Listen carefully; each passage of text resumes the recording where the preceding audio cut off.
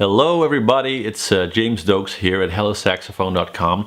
I just thought I'd make this little extra video on a question that I'm really getting a lot of emails and messages about here on YouTube, which is people asking me how to buy a saxophone, how to select really your first instrument. So I just thought I'd make this quick video and try to answer that question as good as I can on the hand of my own personal experiences with the saxophones that I've played now.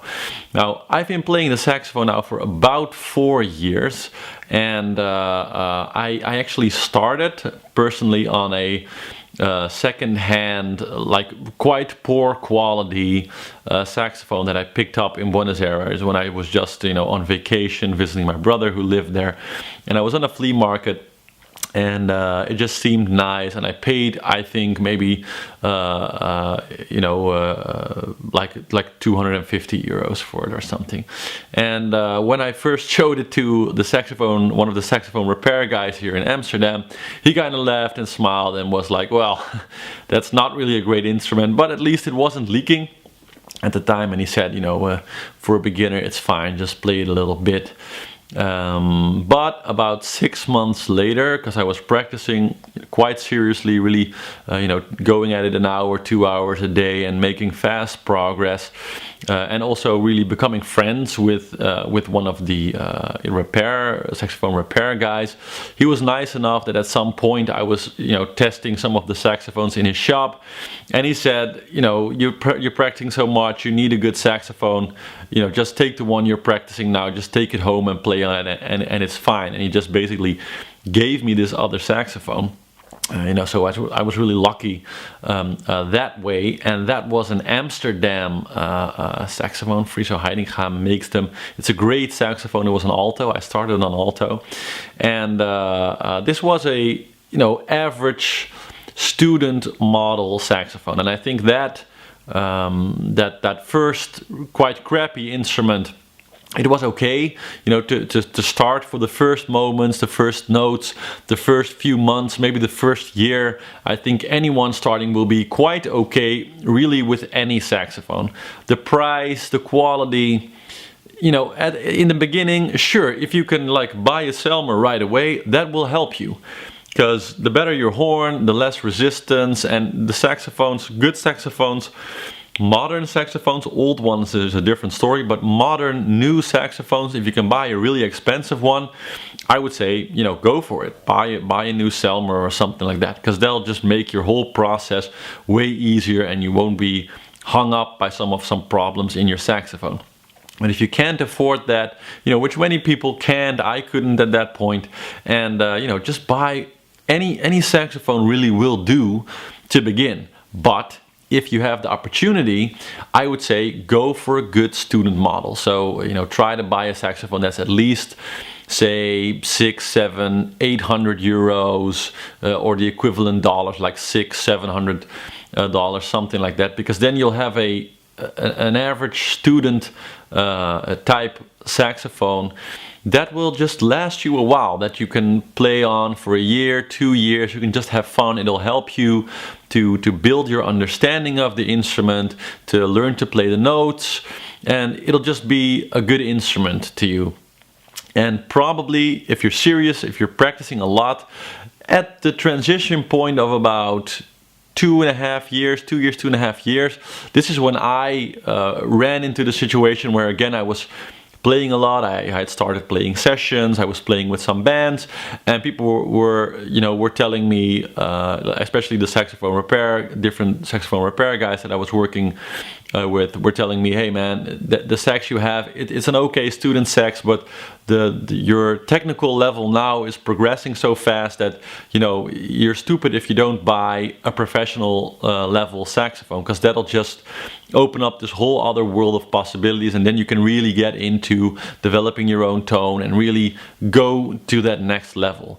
So that's the point when I also at some point, and really listening to my own sound, decided that now it was time to sort of go for a more professional instrument. And then I then I really sort of seriously started looking for an instrument.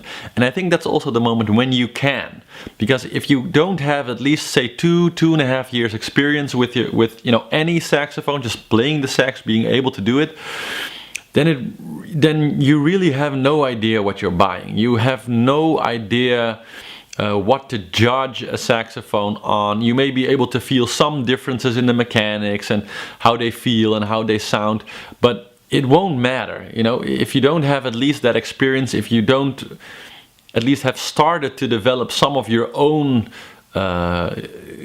type of voicing and tone and all these different things, then you really can't make any informed decision on what sax you should buy. So sure, you can ask a friend, or if you know some other professional players, ask them to help you out, and they'll be able to make a good decision and say this sax is way better. But there's also this very big personal element to it. For my particular saxophone, I ended up playing this. I've come to love this instrument. It's a very old and battered Martin Indiana from 1956. And I tried probably 8 or 10 different horns over a period of 4 months. I was lucky enough to even have some factories tell me, like, please, could you play our horn, and would you like to test it? And I took a few home and I played some of them for several weeks, and liked some of them I didn't like so much. And at some point I just went via eBay to some guy who also lives here in Amsterdam, who said he had this baby at home and wanted to sell it. And I played it for maybe 2 minutes, and I immediately knew this is the sound I want. This is the saxophone that I want, for a lot of different reasons. I mean, it has the best sound for me. It's the sound that I wanted. But the mechanics, they're old mechanics. This saxophone does not play as easy as a new Selmer. Some of the pinky platforms on this thing were quite horrible in the beginning for me to use, and I really had to get used to it. So in many ways, in some ways, it really wasn't a great sax or a dream to play from the start, but I really loved the sound. And it is a professional level instrument. It's made from great materials. It's lasted through time. It has real character. And I just decided that it was worth it for me to put in the time and to get to know the instrument and to really develop myself. And since then, it's really helped me to take leaps forward in my sound and in my technique and all these different things. So I hope that kind of gives you an idea of how to judge a horn. And in the beginning, I would really say, don't put too much energy and time into it. Same for mouthpieces, go for a good student type mouthpiece. Try a few if you want to play a metal mouthpiece. I started actually on a metal mouthpiece. I played an ebonite one for maybe 2 weeks, and then I switched to metal because I just really liked the metal sound. That is fine, but also with mouthpieces, like I switched my mouthpiece maybe half a year ago or something. I was playing a LaBelle Jazz, and now I'm playing this Autolink Supertone Master, and it was really, some of the details in the sound, I got to a point where I felt, there's some aspects of the jazz sound that I want that I really can't reach on this other mouthpiece, no matter how I was trying. And then I just tested some other mouthpieces, but I really knew at that point what I wanted from the sound, and I could really judge the different mouthpieces from my own idea of really what I wanted. So whether it's mouthpieces or saxophones, material in general, it takes some time, maybe a year, 2 years, 2.5 years, somewhere around there. If you practice a lot, it'll be different for everyone.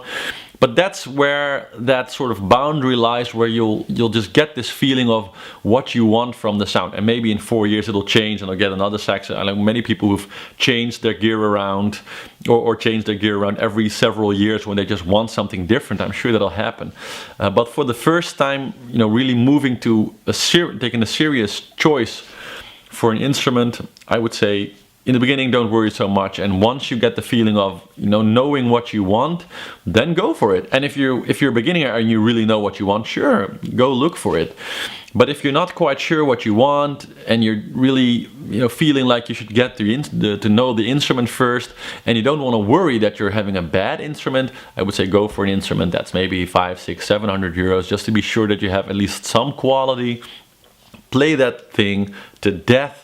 Practice a lot, and when you feel that you're getting better than the instrument is allowing you to play, make an informed decision and take your time. I took several months to finally find my saxophone, and I'm really still very, very happy with the instrument that I have. So hope this info helps you in making your choice for a great instrument, and well, I'll see you later maybe in another workshop. If you have any other questions, just post them below, and of course like the video if you liked it, and see you soon. Ciao.